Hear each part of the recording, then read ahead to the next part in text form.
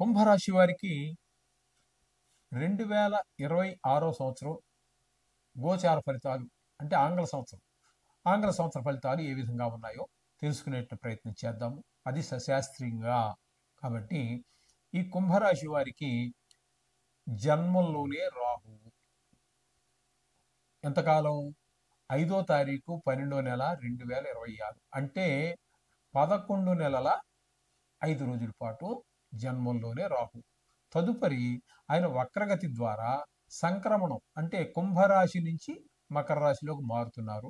అప్పుడు 25 రోజుల పాటు మకరంలో ఉంటారు రాహు.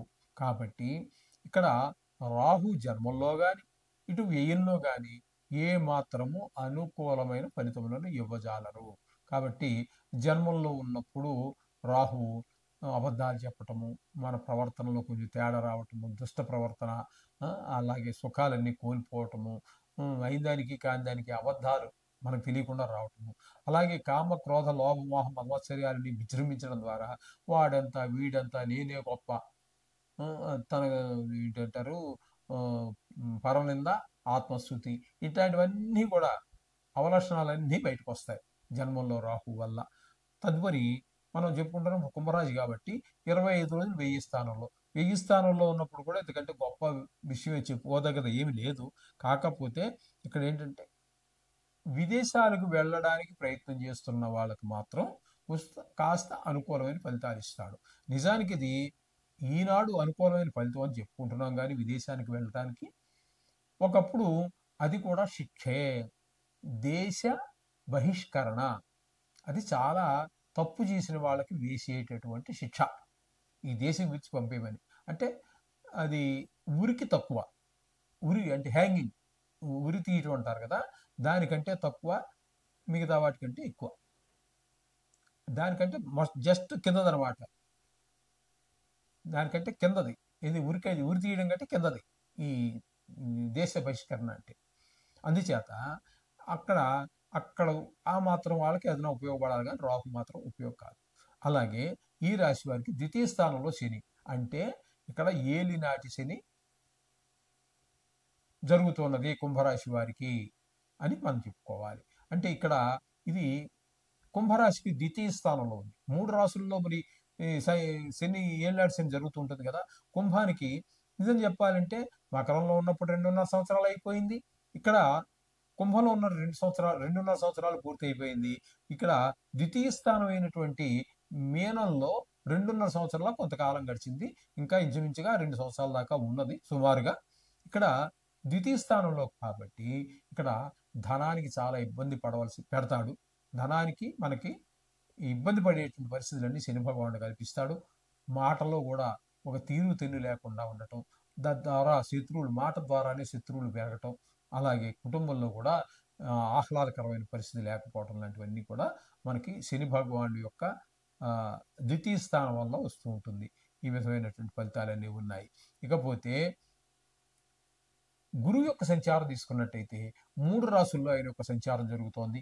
ఒకటి 5వ స్థానం అయినటువంటి మిథునంలోను, 6వ స్థానం అయినటువంటి కర్కాటకంలోను, 7వ స్థానం అయినటువంటి సింహరాశిలోనూ కూడా సంచారం చేస్తున్నాడు. ఇక్కడ 5వ స్థానం అయినటువంటి మిథునంలో జనవరి 1 నుంచి జూన్ 1 వరకు 5 నెలలు పూర్తిగా, ఒక్కరోజు ఎగస్ట్రా అనుకోండి, 5 నెలలు పూర్తిగా సంచారం చేస్తున్నాడు.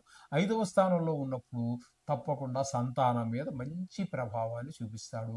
మన పిల్లవాడు ఇలాగే చదవాలి, మీరు ఇలా చదివితే బాగుంటుందని అనుకున్నారో దానికన్నా కొంచెం 2 పాయింట్లు ఎక్కువ చదువుతాడు, శ్రద్ధ పెడతాడు, మంచి స్నేహాలు చేస్తాడు. అలాగే వాడికి ఏ విషయాలలో ప్రావీణ్యం ఉందో ఆయా విషయాలన్నింటిలో కూడా మిమ్మల్ని పూర్తిగా సంతృప్తి మీ పిల్లల వల్ల కలుగుతుంది. ఇందులో సందేహం లేదు 5వ స్థానంలో ఉన్నప్పుడు.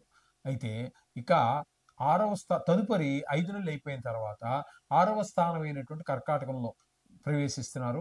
ఆ ప్రవేశించినప్పుడు ఇక్కడ మీకు ఏం జరుగుతున్నదంటే 6వ స్థానంలో ఉండగా అనుకూలమైన ఫలితాలను, తద్వారా ఏదో చిన్న చితకా జ్వరాలు, అక్కడి నుంచి అప్పుల వాళ్ళ బాధ, ఒకవేళ ఎవరికైనా అప్పు ఇస్తే అవి రావు, మనం ఇవ్వాల్సిన వాడికి తప్పవు, మొత్తం మీద అపకీర్తి కలహాలు, అంతే కదండి. 4 సార్లు అడుగుతాడు డబ్బులు, మనం ఇవ్వలేకపోయాము, ఏదో అంటాడు, మనకు బాధ.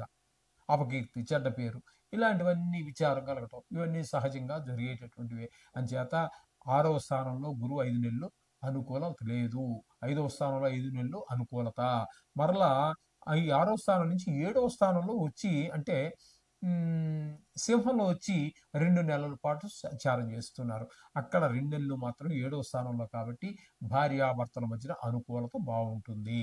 అలాగే జాయింట్ వ్యాపారం చేసేటటువంటి వారు, భాగస్వామ్యంలో వ్యాపారం చేసేవారి మధ్యన కూడా ఏకాభిప్రాయం ఏర్పడుతుంది. తద్వారా ఆ 2 నెలలు మీకు అన్ని విధాలుగా గురు యొక్క ప్రోత్సాహం బాగుంటుంది.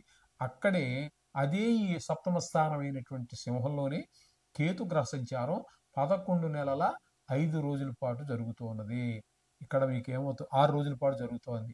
ఇక్కడ 7వ స్థానంలో ఆయన ఉండటం వల్ల భార్యాభర్తల మధ్యన గురువు అన్యోన్యత పెంచితే ఈయన వాళ్ళిద్దరి మధ్యన మాట పట్టింపుల ద్వారా ఎడమొహం పెడమొహం పెట్టుకునే విధంగా ఈయనకి బాధ, ఆవిడికి బాధ, ఈ చెప్పుకోలేని బాధ, ఎవరికి చెప్పుకునే బాధలు చాలా ఉంటాయి. చెప్పుకోవచ్చు, ఎవరు కూడా చెప్పుకుంటే ఆ బాధ తీరుతుంది. ఇది ఎవరికి చెప్పుకోలేదు భార్యాభర్తల మధ్యది. గృహఛిద్రాలు బయటికి చెప్పకూడదని మనకు శాస్త్రం కూడా ఉంది. చేత గృహఛిద్రం, ఇది ఒక రకమైన గృహఛిద్రం, ఇది చాలా దుష్పరిణామం. అలాగే 6లో ఒక 25 రోజులు ఉంటాడు. ఎందుకని అంటే ఈ కేతు కూడా సంచారం మారుతోంది. ఈ కాబట్టి ఆయన 6వ స్థానం అయినటువంటి కర్కాటకంలో సంచారం చేస్తున్నారు. 6వ స్థానంలో ఉన్నప్పుడు మాత్రం అనుకూలమైన ఫలితాలను ఇస్తారు.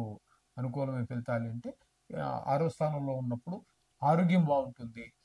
రుణాలు, అప్పులు, ఇవన్నీ ఏ బాధ లేకుండా అనుకూలమైన పరిస్థితి కాబట్టి ఆ రుణాల బాధలన్నీ తీరే అవకాశం ఉంటుందన్నమాట. ఇప్పుడు ఇందాక మనం చెప్పుకున్నాం కదా, 7వ స్థానంలో ఉన్నప్పుడు అప్పుల బాధ ఎక్కువగా ఉందని.